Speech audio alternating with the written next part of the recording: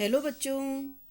आज हम पढ़ रहे हैं BCom part first paper second का टॉपिक जनसंख्या के सिद्धांत। पिछले वीडियो के अंदर हमने माल्थस के जनसंख्या सिद्धांत के बारे में जानकारी ली थी और आज का जो वीडियो है वह अनुकूलतम जनसंख्या सिद्धांत के ऊपर आधारित है। माल्थस ने अपने इस जनसंख्या सिद्धांत में जनसंख्या को केवल खाद्यान्न की पूर्ति से संबंध कर एक निराशावादी दृष्टिकोण प्रस्तुत किया था, जबकि वास्तव में जनसंख्या की समस्या केवल आकार की समस्या ही नहीं है, वरन कुशल उत्पादन और न्यायोचित वितरण की समस्या भी है। इस प्रकार जनसंख्या की प्रत्येक वृद्धि खतरे का सूचक नहीं है। एक निश्चित सीमा तक जनसंख्या में वृद्धि देश की आर्थिक समृद्धि के लिए आवश्यक होती है। देश की जनसंख्या का संबंध व तुलना केवल खाद्यान्न पूर्ति से करना उपयुक्त नहीं होता है। जनसंख्या की तुलना कुल उत्पादन से की जानी चाहिए, क्योंकि एक देश में खाद्यान्न की कुल पूर्ति को दूसरे उत्पादनों के निर्यात से खाद्यान्नों के आयात द्वारा बढ़ाया जा सकता है। इसके लिए हमें जनसंख्या का अनुकूलतम जनसंख्या सिद्धांत का अध्ययन करना आवश्यक हो जाता है। इस सिद्धांत के अनुसार किसी देश में आर्थिक दृष्टि से अनुकूलतम या सर्वोत्तम जनसंख्या वह होती है जहां प्रति व्यक्ति वास्तविक आय अधिकतम होती है। सर्वोत्तम जनसंख्या कोई निश्चित आकार नहीं है, बल्कि परिवर्तनशील आकार को बताती है, जो देश की उत्पादन शक्ति, साधनों के सर्वोत्तम संयोग व देश की कुल उत्पादन क्षमता के अनुसार परिवर्तनशील होती है। अब प्रश्न ये उठता है कि अनुकूलतम जनसंख्या क्या है। अनुकूलतम जनसंख्या, जैसा कि हम पहले ही आपको बता चुके हैं कि यह कोई निश्चित आकार नहीं है, यह परिवर्तनशील होती है।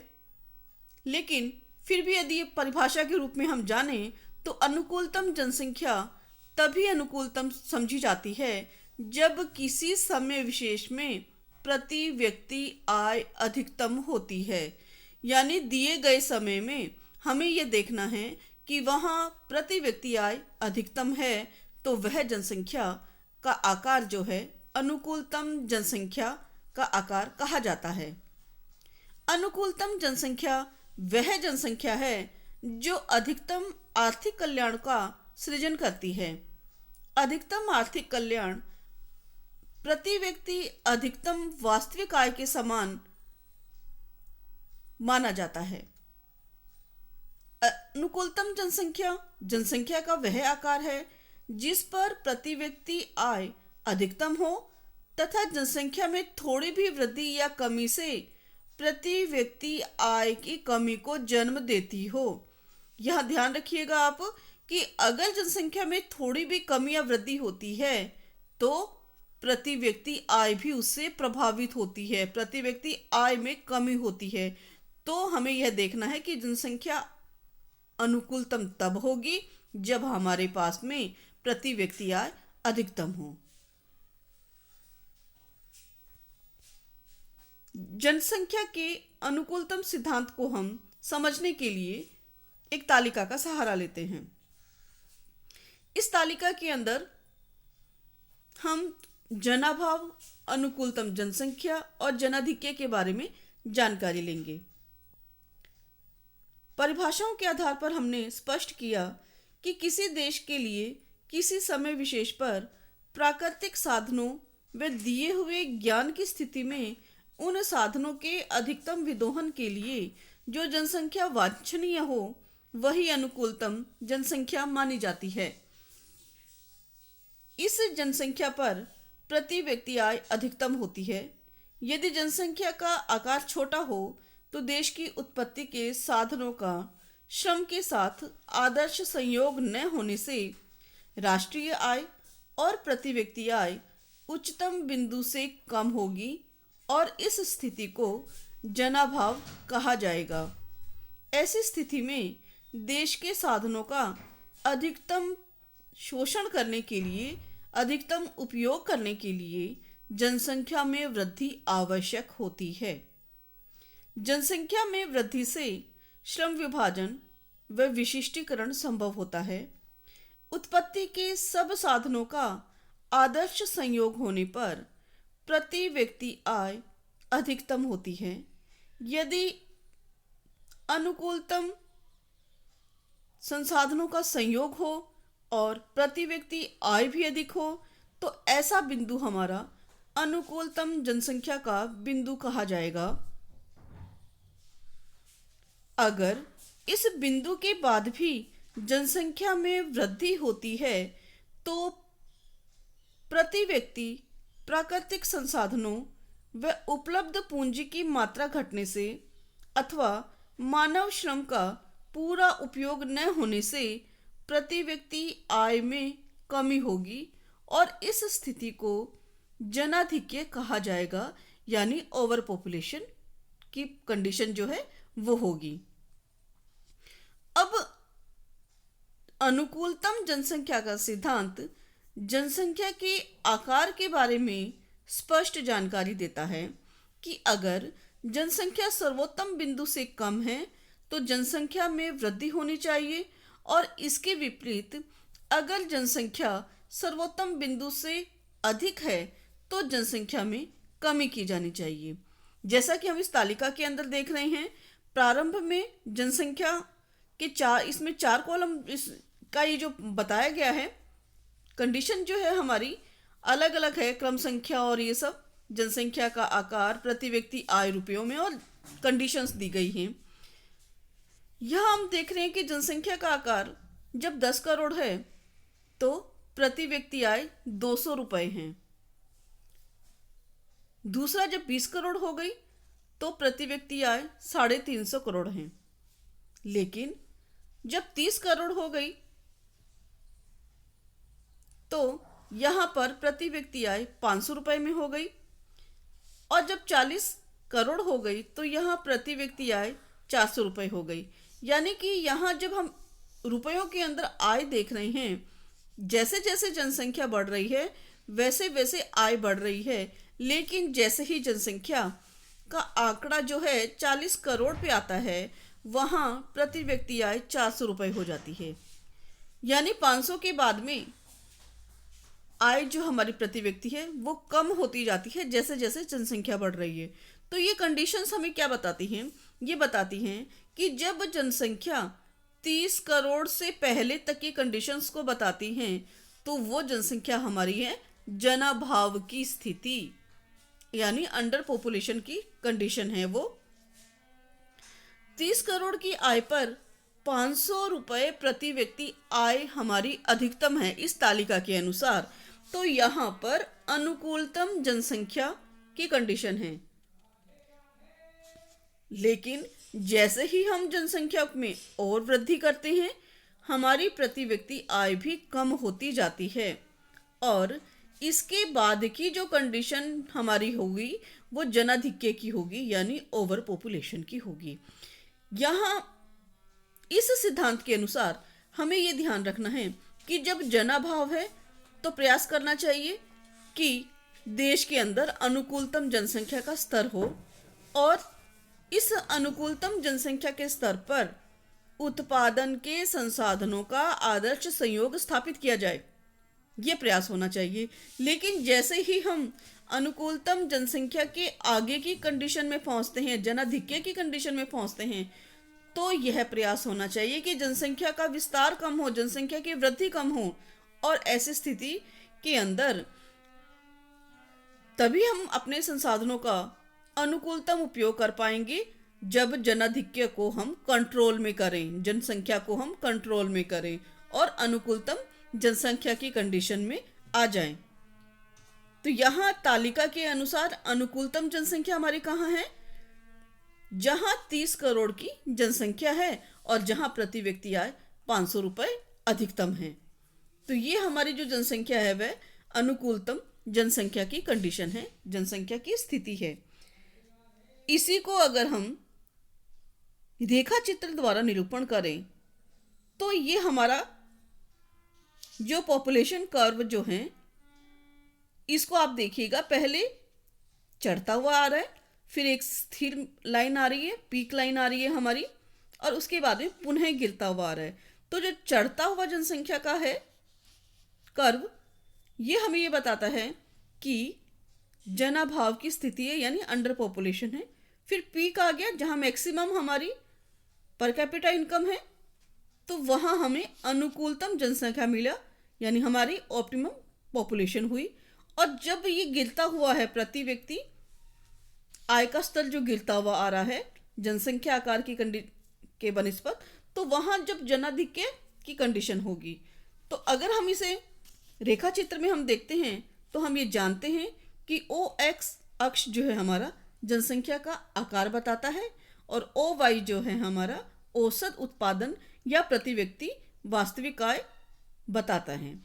और दोनों के बीच की तुलना करके हम अनुकूलतम जनसंख्या के बारे में जान सकते हैं। इस सिद्धांत के अनुसार जब जनाभाव हो तो अनुकूलतम जनसंख्या का स्तर प्राप्त करने का प्रयास होना चाहिए, जनसंख्या में वृद्धि होनी चाहिए। और जब जनाधिक्य हो तो अनुकूलतम जनसंख्या का स्तर प्राप्त करने के लिए जनसंख्या में कमी का प्रयास किया जाना चाहिए। यहाँ अगर हम देखें तो प्रोफेसर डाल्टन ने एक सूत्र भी बताया है हमें, जिसके अनुसार जनसंख्या को मापने के लिए वास्तविक जनसंख्या में से अनुकूलतम जनसंख्या को कम करके अनुकूलतम जनसंख्या का भाग दे देते हैं, तो वह असंतुलन बताता है। यानी कि अगर हमारा असंतुलन जो है धनात्मक है तो यहाँ पर जनाधिक्य होगा, और अगर असंतुलन हमारा ऋणात्मक है तो यहाँ पर जनाभाव की कंडीशन होगी। यानी फिर से सुन लीजिए इसे, प्रोफेसर डाल्टन कहते हैं कि जनसंख्या को मापने के लिए या उसके असंतुलन को मापने के लिए यदि हम वास्तविक जनसंख्या में से अनुकूलतम जनसंख्या को कम कर देते हैं और अनुकूलतम जनसंख्या से भाग दे देते हैं, तो जो भागफल आता है यदि वह शून्य अगर होता है तो वो अनुकूलतम जनसंख्या है, और अगर भागफल धनात्मक आता है तो जनाधिक्य की स्थिति होती है, और अगर भागफल ऋणात्मक आता है तो जनाभाव की स्थिति होती है। इसी के साथ एक प्रश्न यह भी उठता है कि अनुकूलतम जनसंख्या क्या एक स्थिर बिंदु है, कि यह हमेशा स्थिर रहता है? नहीं, ऐसा नहीं होता है। अनुकूलतम जनसंख्या बिंदु हमेशा के लिए स्थिर बिंदु नहीं होता है। वास्तव में यह बिंदु उत्पादकता, समय, परिस्थिति और तकनीकी ज्ञान के साथ साथ परिवर्तित होता रहता है। जब देश में प्राकृतिक साधनों, उपलब्ध पूंजी की मात्रा तथा तकनीकी ज्ञान में परिवर्तन होता है तो जनसंख्या एक बार अनुकूलतम जनसंख्या जो हो जाती है वह देश के लिए, किसी दूसरे देश के लिए जनाभाव या जनाधिक्य की स्थिति में भी बदल सकती है। यहाँ यह देखना होता है कि जनसंख्या देश में सर्वोत्तम या अनुकूलतम जनसंख्या का बिंदु स्थिर नहीं रहता है। यह निर्भर करता है कि वहाँ के देश में प्राकृतिक संसाधन कैसे हैं, उपलब्ध पूंजी कैसी है, उत्पादकता, तकनीकी ज्ञान कैसा है उस देश के अंदर, और यदि इनमें कहीं परिवर्तित होता है, कहीं कोई परिवर्तन होता है तो हमारे अनुकूलतम जनसंख्या का बिंदु भी बदल जाता है।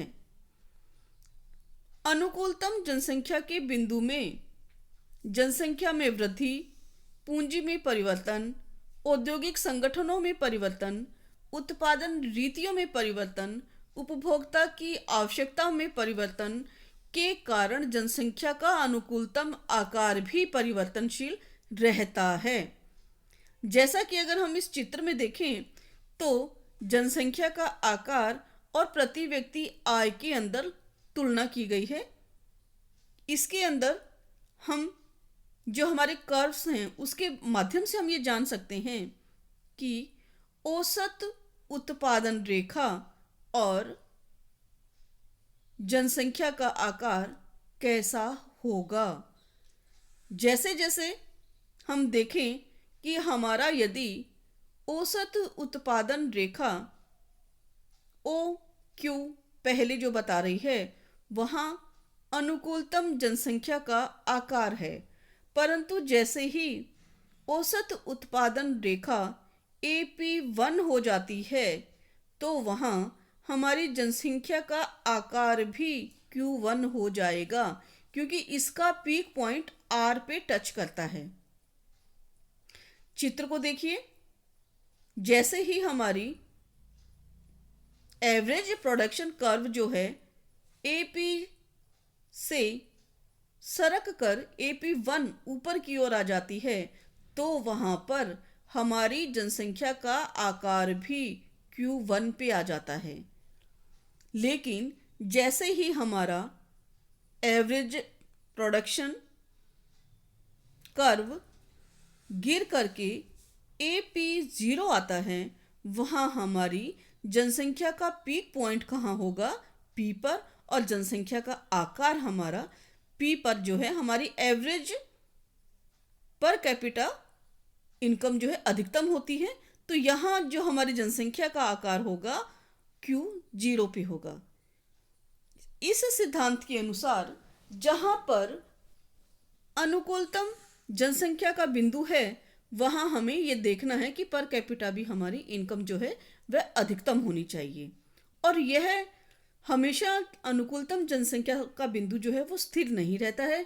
देश काल परिस्थितियों के अनुसार, तकनीकी ज्ञान के अनुसार और औद्योगिक संगठनों के आकार के अनुसार, उत्पादन रीतियों के अनुसार परिवर्तन करता रहता है, परिवर्तनशील होता रहता है। तो यह एक स्थिर बिंदु नहीं है।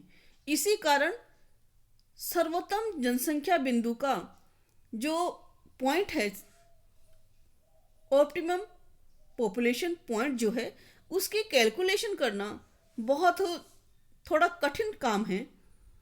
प्रत्येक देश में जब आर्थिक क्षेत्र में परिवर्तन होते हैं, साधनों की मात्रा में परिवर्तन होता है, उनकी तकनीकी ज्ञान में परिवर्तन होता है, कार्यकुशलता में परिवर्तन होता है, वैज्ञानिक प्रगति होती है, जनसंख्या के स्तर में परिवर्तन होता है, जीवन शैली में परिवर्तन होता है, तो यहाँ अनुकूलतम जनसंख्या बिंदु जो है वह भी बदलता रहता है।